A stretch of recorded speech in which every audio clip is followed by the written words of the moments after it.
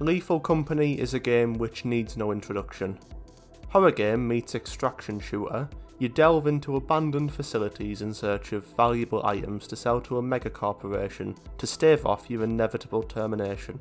The developer Zekas is a genius horror developer who previously made the YouTube rounds for the excellent Pac-Man-esque horror minigame-a-thon It Steals, as well as making the title we're going to be talking about today, Dead Seater. Why is it called Dead Seater, you may ask? Well, that's a spoiler, so why don't we just get straight into the game. Our main character pulls up in a van into the middle of nowhere, and you can see immediately that much like It Steals and Lethal Company, this game has that signature retro aesthetic. This whole ordeal reminds me a lot of old Resident Evil, with tank controls and the strangely unsettling spying fixed camera angles. It almost makes you feel like an unwitting victim walking into a surveilled lair. A lot of the exposition in this game is provided through monologue from our main character, which I'll read in this voice. My name is Jesse Vincent. My parents named me that. I miss them. Today, Father is coming home. It's been so long since I saw him. I have to get the house in order. We reach a fork in the road. To the left, a trail, and to the right, a house. In the interest of being thorough, I went to check out the trail first and got this monologue. This trail leads down to Mitten Creek. That's where my kids would play, if I had a family of my own. Interesting. Approaching the house then, we can see the front door is boarded up. If this is Jesse's house, if he lives here and is inviting his father over, why would the door be boarded up? Pressing on, we can see over the fence here a crowbar lying against the wall, but it looks like we'll have to go all the way around the house to get to it. On the way there, we get this wonderfully creepy camera work of something seemingly watching us from within the house. Very spooky. Once we get around to the side of the house, Jesse says this. The shed is unfinished. I'm going to make it look like the one my father built. Walking past the frame of a shed in question, we get to the crowbar and can pick it up. Night is fast closing in, so I head towards the front door when we get this piece of monologue. My brother wouldn't help me paint this side of the house, but it's always in the shadow, so I never bothered. I don't know if this is specific enough to be called foreshadowing per se, however this line takes on a very different meaning on a second playthrough. Using the crowbar on the door, we can pry off the boards, giving us access to the house.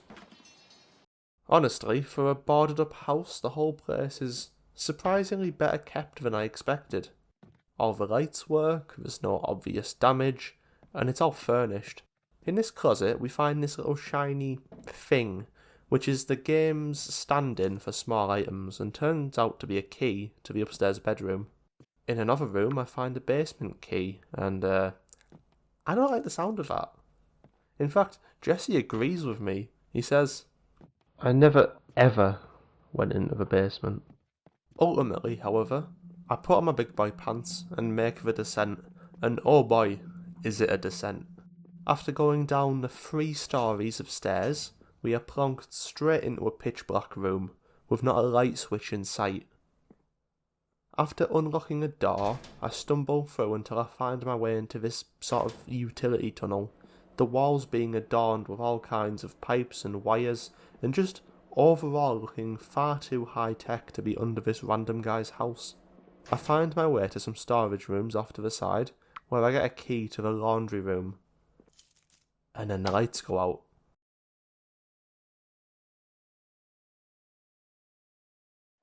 I weasel my way out like a brave boy, but quickly break into a sprint when I hear noises down the hall. Back upstairs, I find this room, which I overlooked on my initial entry, appearing to be Jesse's office. It's deemed safe, whatever that means, and is therefore the only room in the game where we can save. Heading upstairs next, I unlock one of the bedrooms, which has 2 interesting items. For one, a weirdly well-physicked cloth simulation, and a bookcase hiding a massive hole in the wall behind it, a dark room being visible on the other side. Well, it looks like we're going to need to find something to break through. You might have realised by now that the core gameplay loop of the game is exploring the house, finding keys to unlock new rooms, which hold more keys, and on and on and on and on and on and on. It certainly works well to build tension, but it's boring as hell to watch. So I'm going to focus less on where I'm going and where I am and what's happening, and more just talk about the interesting bits. When I'm approaching the laundry room downstairs, Jessie has this to say. I think I have a perfect family. And our neighbours, too. That's nice, Jessie. That's really nice. I built this house whilst my brother got a job far away, and my mother sold her business. We had neighbours down the road. They moved away too, like my brother, but they're back now. This is another one of those lines which is going to sound so much different after seeing the end of this game. Back in the basement, because that's where all the fun stuff happens, you can see something turn off the lights behind us as we leave. Something down here really hates the lights. I'm happy my father is coming home. It shouldn't be long. Upstairs in the spare room, I stumble around for a few minutes, not really knowing what I'm meant to be looking for, completely missing the sledgehammer right in the middle of the room. I do eventually find it, and this looks like our key through that cracked wall in the bedroom. I swagger my way over and... what the fuck was that?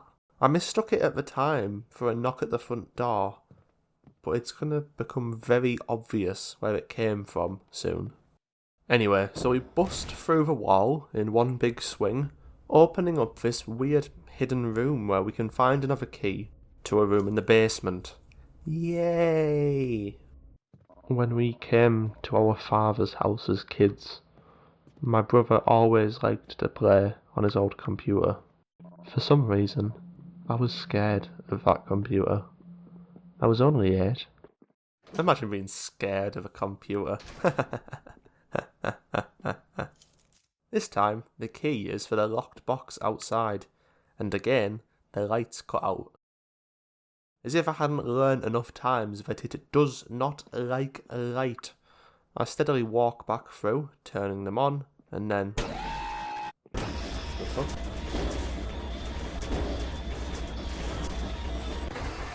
Okay, so now we've established that it isn't just a walking simulator. What the fuck was that? The tip on the death screen says... VNBs are sensitive to light. It's better to leave them in the dark, but don't get too close either. MB? What does MB stand for? Motherboard? My brother? Metallic beast? There is, I believe, a correct answer to this, but that will become more clear later on.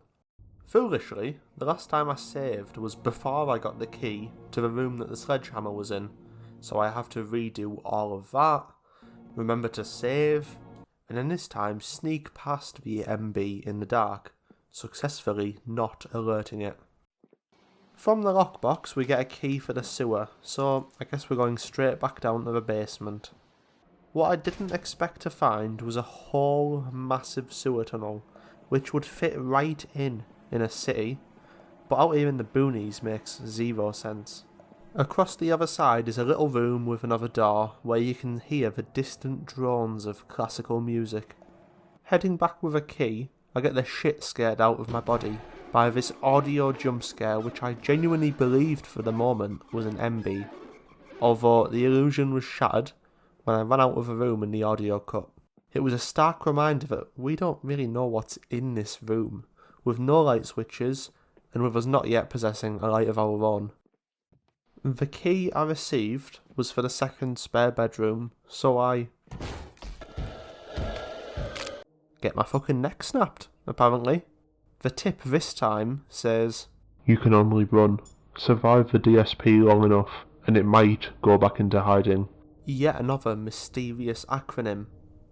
Digital signal processing? Dark side Phil? In all seriousness, the working theory I had while playing was Dead Seater phenomenon. In all seriousness, the working theory I had while playing was dead seater phenomenon, although there is a much more satisfying answer later in the game. Anyway, I forgot to save, so straight back down to the sewer we go. This time, I remember to save before I go upstairs, and position myself in the optimal position to book it right when the DSP emerges. As you can see from my expert movements, the tank controls are not conducive to an effective escape, and I'd go as far to say that the camera angles and horrific control scheme are designed specifically to disorient you in a situation like this. Ultimately, I actually run headlong into the thing, having assumed it would just come down the corridor behind me. Okay, so attempt 3. This time, I wait to make sure it follows me this way, but it still seems to prefer coming through the kitchen. However, I am able to evade it, and by the time I get back to the far corner, it appears to have gone back into hiding. I obviously save, desperate to not have a repeat of this, and then head to open the second spare room door, and lo and behold, there's a fucking MB right in the middle of the room, which I seem to have just mistook for furniture. Imagine my surprise when I turned on the light, although fortunately it seems if you turn the light back off fast enough, the thing returns to dormancy.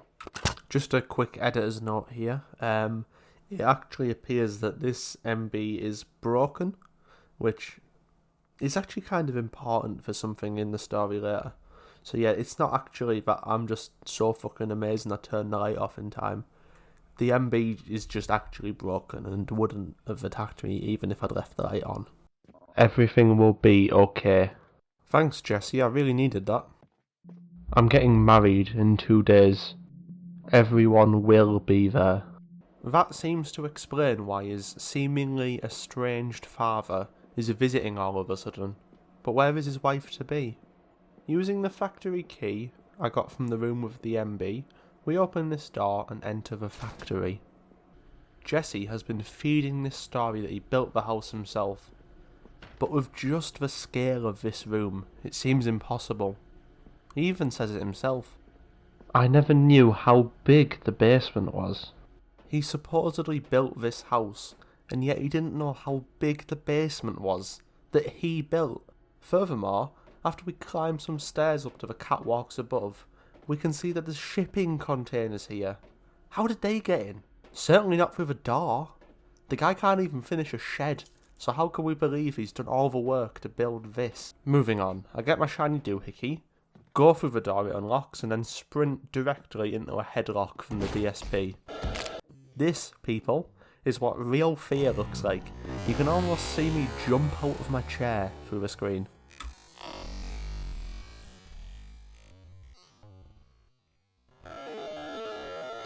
Okay, so we can give this another go now. I reverse up to the door and give myself a flying start. However, with the restricted view and mono audio, it's nearly impossible to keep track of the thing. I do escape it ultimately, but it gets close in places, and I was quite lucky.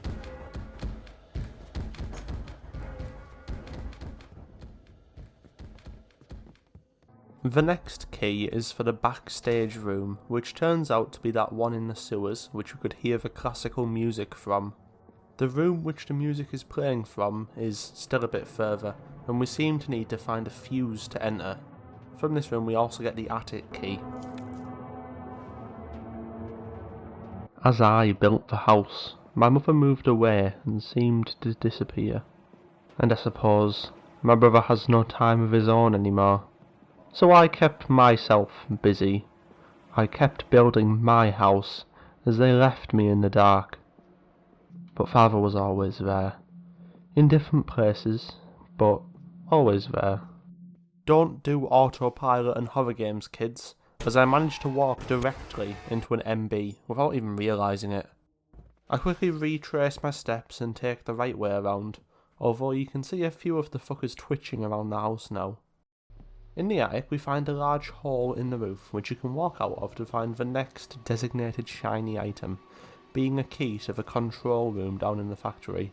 We also get this little mining helmet, allowing us to take a light wherever we want. I hope the implications of this dawn on you faster than it dawned on me. I never ever went into the basement.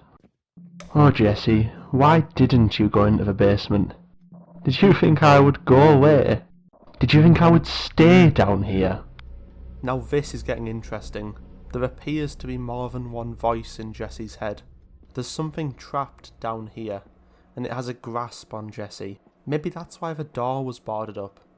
Jesse tried to escape and stop himself from coming back, but it clearly didn't work forever.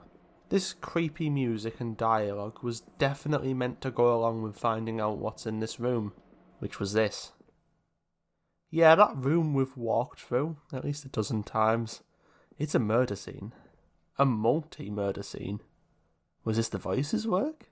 Was it Father's? Or did the DSP do this? Is the DSP the voice? Some of these questions will be answered. Entering the control room, I can pull this lever which moves one of the shipping containers in the catwalks above, assumedly opening up a path to another key. Working my way up, I shine my torch directly at an MB. Oops. It does appear, however, that we get a moment's grace period before it enrages, so I have time to avert my beam. I quickly learnt to keep my beam generally aimed towards the floor, and to not aim it somewhere I can't see, which gets me through the catwalks unharmed, and I get to the key for the second lockbox. Much to my dismay, I find that all the MBs have moved and blocked my original path, so I have to work out another way around. The factory floor is now also covered in them, so I do my damnedest to avoid them all. Back at the ground floor, the game plays its most dastardly trick yet, the DSP emerging as I'm mere feet away from the save room. I again overestimate its speed and almost run headlong into it here, although fortunately it demanifests moments away from reaching me. I rush to save before the game can throw any more issues at me, and then head around the house towards the back garden where we will find the lockbox next to where the crowbar was earlier. Finally given the opportunity to shine a light on the house's northern face, we can see that it certainly was painted, just not in the way we thought. No wonder Jesse's brother didn't want to help. In this game's typical fashion, as soon as I pick up the key for the third lockbox, the garden is suddenly filled with MBs. I get the sense that something is fighting against us doing whatever it is we're trying to do, and as we're getting closer, it's ramping up. This feeling is only amplified once I open the final lockbox and receive a fuse, and upon going downstairs, we start our final DSP encounter.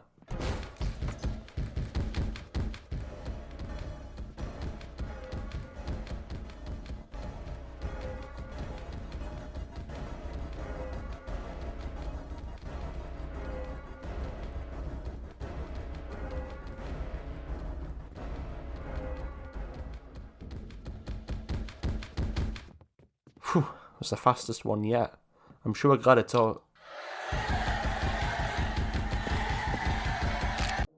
Stopping to turn my light back on there got me killed, but it's near impossible to navigate in the dark, so we're gonna have to figure something out for the next try.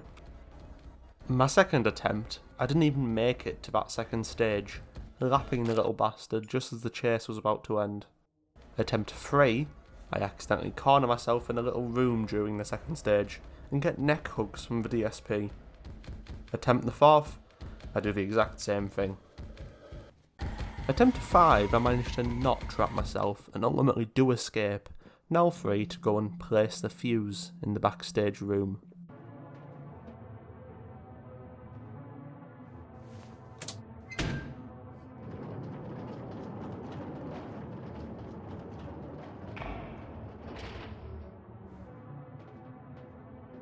Sometimes you don't get what you want, and you shouldn't. I'm so happy I did.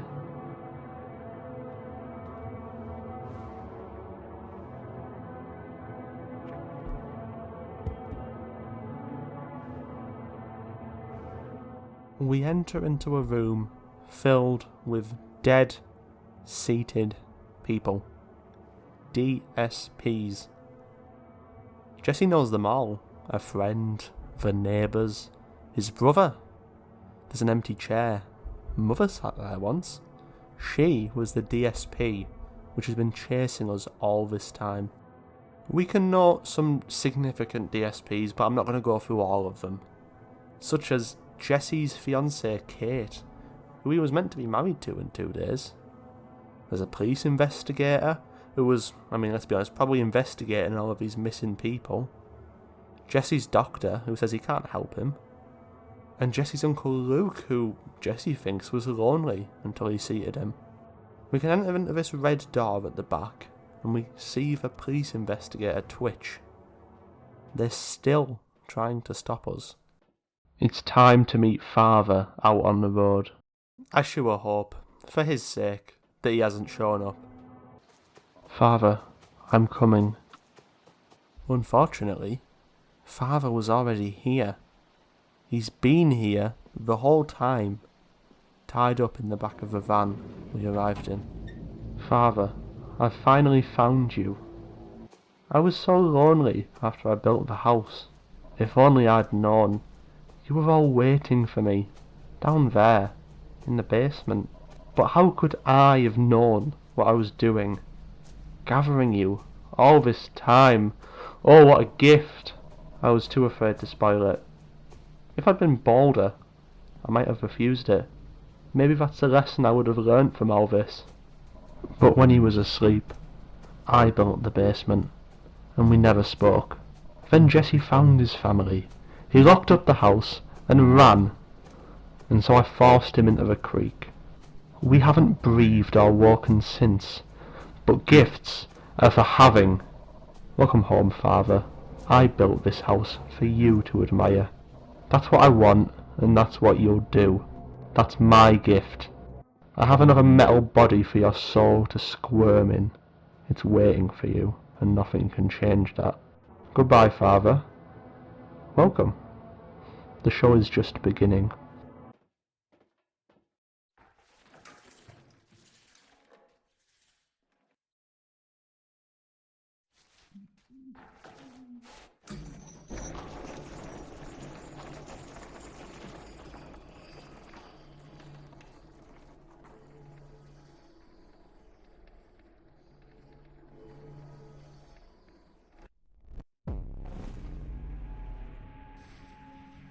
Father?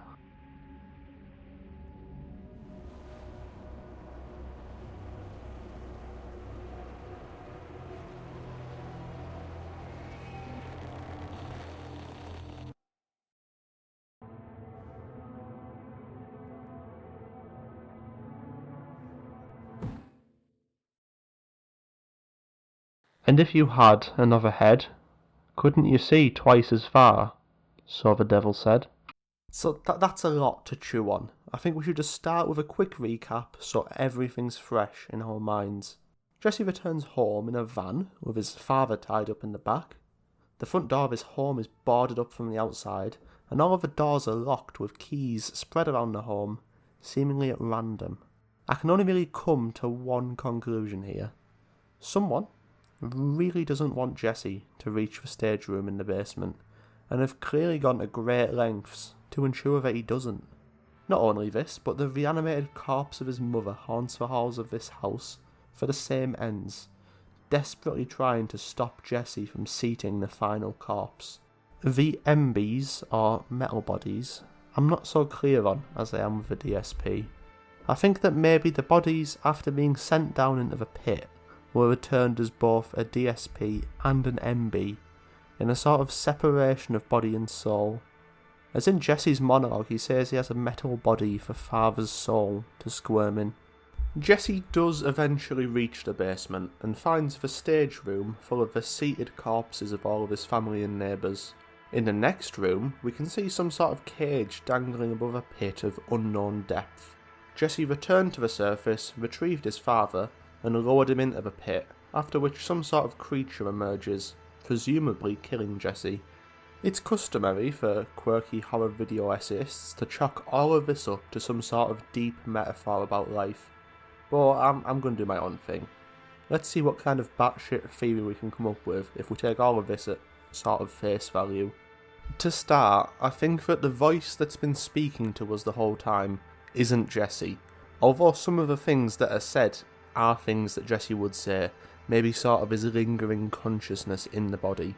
I interpreted the part about the creek in the ending monologue as meaning that Jesse had been harbouring some sort of invasive consciousness which was influencing his actions, and ultimately killed Jesse to assume full control. For simplicity reasons, we're going to call the two sides Jesse and Sita. The most obvious place we can see this separation is when Sita first hints at his own existence. Jesse says, "I never ever went into the basement." And Sita replies, "Oh Jesse, why didn't you go into the basement? Did you think I would go away? Did you think I would stay down here?" I think that all the monologue in the game can either be attributed to Sita or to Jesse's consciousness kind of slipping through, although sometimes it can be ambiguous as to which of the two it is, such as in the quote, "But father was always there. In different places, but always there." It doesn't really make any sense for Jesse's actual father to be sort of skulking around the house in this way, but we also don't really have any precedent for Sita having a father, so I'm not clear on who it is. If it is Jesse, we could interpret this as Jesse's father being judgmental and controlling, watching Jesse's every move, which isn't really evidenced elsewhere but does play into the dysfunctional relationship Jesse seems to have with his parents and other people around them, never seeing them and all. On the other hand, if Sita is saying this, then it suggests that the thing that exits the pit at the end of the game might not actually be Sita, but some sort of higher being that Sita is the harbinger of, and that it has had an influence in the world before we ultimately summon it. These aren't mutually exclusive, it could have meaning from both of them, but ultimately the answer to this isn't that important to what I think the ultimate plot of the game is. The relationship between Jesse and Sita prior to heading down to the creek is further explored in the ending monologue, where Sita talks about how he built the basement while Jesse slept. This says to me that originally Jesse would be in control during the day, which is when he built the house, and then when he would normally sleep, Sita would take control and he worked to build the basement. It still doesn't really explain how the factory room was built and the containers brought in, but I'm willing to see it as a simple oversight on the developer's part, rather than speculate on the various theories I had of old government conspiracies or transhumanist cults. This setup is broken when Jesse either goes down to the basement of his own volition, or wakes up while Sita is working down there, and finds his family in the stage room, which leads him to lock the doors and hide the keys, as well as barricading the front door. We know from the monologue that when Sita finally reawakens, he drives the body into the creek where he presumably drowns them.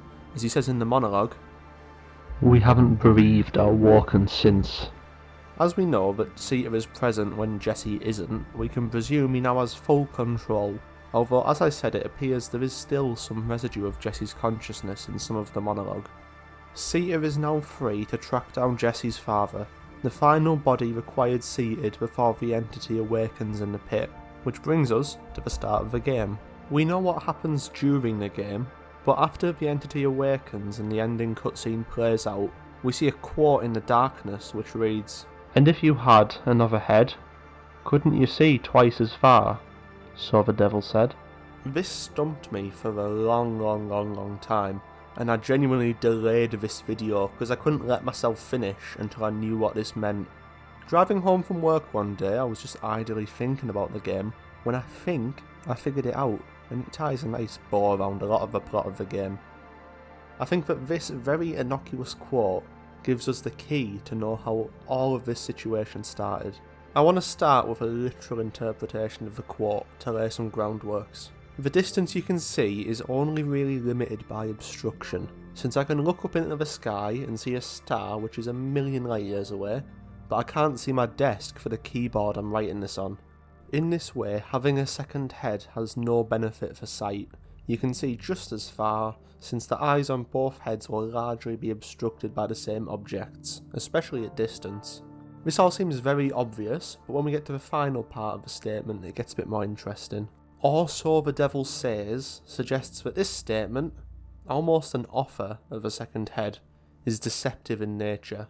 It's being put forward by the devil as a trick, perhaps telling the receiver he can give them a second head and allow them to live twice as far, but for a cost. Put a pin in that for a moment. We know that Jesse's relationship with his family is in some way dysfunctional. He's not seen his parents in a long time. There was that possible suggestion that his father was controlling. He talks about how his different family members moved away as he built the house. He says that his kids would play in the creek, if he had any. But like, the guy is a fiancé. If he wants kids, he could talk to her about it. But the fact that he doesn't could suggest there's friction or disagreement between them, in whatever form that takes. He says that everything will be okay as if it isn't now. He built the house while they, quote, left him in the dark, and he felt discarded and outcast. There is an obstruction between him and the people in his life. A wall has been erected, and not necessarily always by him. And then he encounters Sita somehow, our proverbial, but maybe not so proverbial devil. And Sita tells him perhaps all he needs is a second head to see twice as far. Perhaps if I help you, Jesse, we can bring them back together, and we can reach beyond this wall. I will help you fix these relationships, Jesse. You won't ever be lonely again. I will bring them all together. All together for you, Jesse. All you need do is let me in. And he does. Sita sets to work, builds the basement, and begins to bring the people from Jesse's life to the pit. The dead are seated, and the souls are transferred into the MBs. They're all here. But physical proximity does not mend Jesse's loneliness, because the problem was not how far Jesse could see, how great he could love, but the walls that were in his way. Jesse could not see twice as far, could not love twice as much, because the problem was not solved. The obstruction was not cleared, and is in fact greater now with his family members being literal fucking corpses. To spell this out without my poetics, the original quote is obviously false. 2 heads doesn't make you see twice as far, because the distance you can see is limited by physical obstructions, not by how many eyes you have. The promise by the devil to give you 2 heads is deceptive. You get nothing and pay whatever price he decides. Jesse's relationships are obstructed.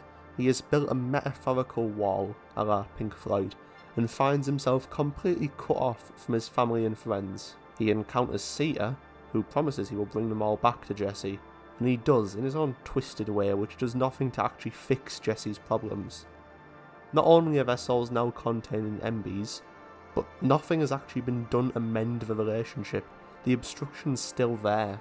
Jesse has been given the metaphorical second head, the assistance from Sita to fix his relationships, but his solution does nothing to actually fix the relationships, and Jesse has paid the ultimate price by letting Sita into his head. That's the bulk of what I think is explainable from the information we have, although there are a few loose ends I want to tie up. Firstly, I asserted that when a body is sent into the pit, it's returned as both a DSP, being the body, and the MB, containing the soul. If that's the case, then how come Mother is able to chase us in her own body? Well, we can see in this spare room upstairs a broken down MB, so it's possible that this MB containing her soul was accidentally destroyed by Jesse or Sita, and this allowed her to repossess her body. The fact that both the MBs and the DSP are always hostile to us further lends credence to the fact that they are the souls of Jesse's family, as if they were on the side of Sita and the thing in the pit. They would only benefit from letting Sita finish the work and bring Father to the pit. I also spent a lot of time wondering how Jesse encountered Sita, but I'm not sure that there is an answer within the game. I'm also not 100% sure if the entity in the pit, and therefore Sita, are specific to this location, as in the reason that the pit was dug where it was is because there is a physical component to the ritual specific to that location, or if it could just be done anywhere. You dig a pit anywhere and this'll work. If the former is the case, it's possible Jesse just got unlucky with where he built his house and encountered Sita because of this. If it's the latter, I don't think we really have enough information to answer beyond just random chance. Okay, so we're just going to go from the top here and get my story straight for what I think is the lore of this game. Jesse is born into a family with his 2 parents and his older brother. At some point his parents separate, which is why he talks about going to Father's house and not just his house, and Jesse grows up slowly isolating himself from his family. As an adult, he moves out and meets Kate, who he eventually proposes to, but the relationship begins to break down and Jesse further isolates himself. He eventually begins to build his own house in the woods, and it's during this time that he encounters Sita, who promises him that he can bring his family back together and fix his relationships if Jesse lets him into his head. As far as Jesse is concerned, life continues as normal. However, when he goes to sleep, Sita takes control and begins to work on the massive subterranean complex we see in the game. He builds the factory room to manufacture metal bodies, which he can imbue into the souls of his victims, as well as building the stage room and digging out the pit for the purposes of a ritual to summon the entity. The first victim claimed is Jesse's old band teacher, possibly one of the only people he felt any connection to, as we can see him in the first seat in the room. Next up are Jesse's mother and brother. Over time, Sita collects 19 of the 20 people he needs for the ritual, the final piece of the puzzle being father. We can see his seat in the back of the room. It's at this point when Jesse sees what's happening in the basement, possibly waking up while Sita is working down there, and locks up the whole house before running away.